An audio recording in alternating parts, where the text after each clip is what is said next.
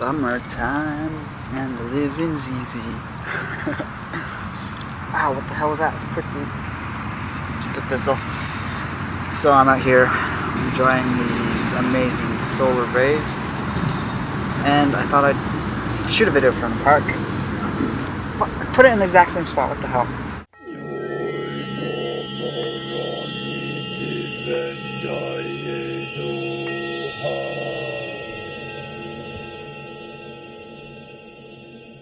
Hello, kindred longevity lifestyle designers. This is Gavin here, secretsoflongevity.com. I wanted to talk a little bit about addictions because it's been a common topic I've covered for the last little while. I've done a few videos on it, and there's definitely a lot of people that throw the word addiction around, especially in the health community, and they use it like a blanket statement. And you know how much that use of anything in any kind of discussion on a health topic kind of gets my goat. So people use that as an excuse to dismiss all types of practices, habits, and even whole dietary ideologies to try and then promote theirs, and saying, you know, our diet doesn't have any kind of addictive quality to it because it doesn't have this, that, or the other thing in it, or people who are doing this in this other community are addicted to those things, and that's just proof of their system not working.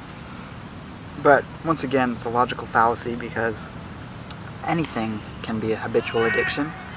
It all has to do with brain chemistry. There's certainly things that are more addictive than other things. I'm chewing gum at the moment, which is just a xylitol, all natural gum. And people get addicted to the oral fixation of chewing gum. I use it actually as a counter cavity sort of practice. If I've eaten something during the day that has something in it that has been connected with promoting cavities, like something with sugar, I'll chew that if I'm out and about, because I don't want to have that sugar remaining on the teeth, or the bacteria that feed on the sugar to cause cavities. So xylitol in gum is known to prevent that. But definitely there's people who chew gum as a way of having that oral fixation, just like, you know, people have other oral fixations that might be tied in with it. But if you can stop and consciously tell yourself, okay, I'm not going to do this for X amount of time just to see if I have that compulsive urge to keep doing it, then you can kind of figure out whether you're addicted to something or not. I think the same thing goes with harsher substances. Like, a lot of people with oral addictions also are chronic smokers, and yes, the majority of people smoking out there are doing so in a way that is unhealthy, because it's a extremely chemically laden tobacco product that they're utilizing. And the same thing goes with junk food. Pretty much all highly processed foods are addictive in the chemicals that are in there, and also people's attachment to the either sugars or salt or fat that's in them, because those create dopamine releases in our brain that we get attached to because we're not getting it from other areas of our life, or we have traumas in our life that prevent the optimal production of these chemicals in our brain.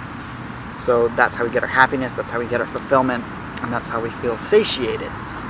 So whether it's a food, a drug, or something that can be labeled as a drug, even though technically food's a drug, all these things that have mind-altering qualities can either be misused or used in constructive ways.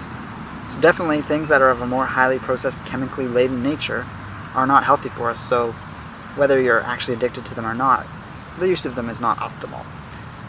But trying to say, like, you know, the entire paleo community, many of them might be using coffee or chocolate, or the superfood community if they're using chocolate, and trying to say their dietary ideas are wrong because they have that need for those things is incorrect. There might be individuals within those communities that have that addiction, that misuse any kind of substance that has a mind-altering quality, whether it's food-based or something that could be more classically called a drug, like caffeine, marijuana, anything that contains stimulants or depressants.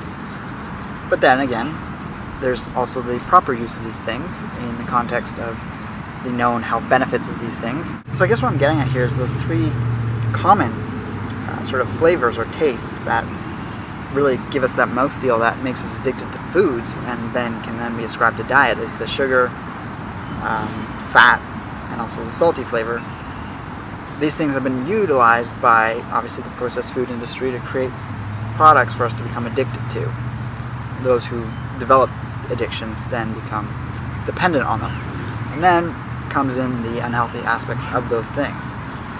However, once again, what it comes down to, what we're discussing here, is whether we can create a blanket statement and disregard whole ideologies for the fact that they're utilizing this thing. So I see it both ways, people, and again, we're going to talk about the two extremes here: high carbohydrate type diet, saying people eating a lot of fat are addicted to that, or people eating casein are addicted to the casomorphinogenic compounds, which, yes, they're morphine-like in the fact that they stimulate certain brain chemicals. But once again, that doesn't mean that if you stop it and you can survive without it, without that dependency coming on, that you're addicted to it. That's just one aspect of that thing. Same thing can be said for people on a higher fat or high protein diet, saying people using all these simple sugars are addicted to those things. Yes, there's probably a lot of people within raw foodism and any kind of system where they're eating a lot more simple sugars. There's probably people that are stuck in it from a dependency type mindset and emotional need, but that can't be the basis of anyone's argument, in my opinion. So it's my thought that it would be better if people dropped these ideas from their online discussions and really focused on the more logical facts, the smaller details, as opposed to these blanket statements. Just because you see someone putting a bit of salt on their kale salad does not mean that they're doing that because they're not getting the 3,000 calories that you're advocating that they get.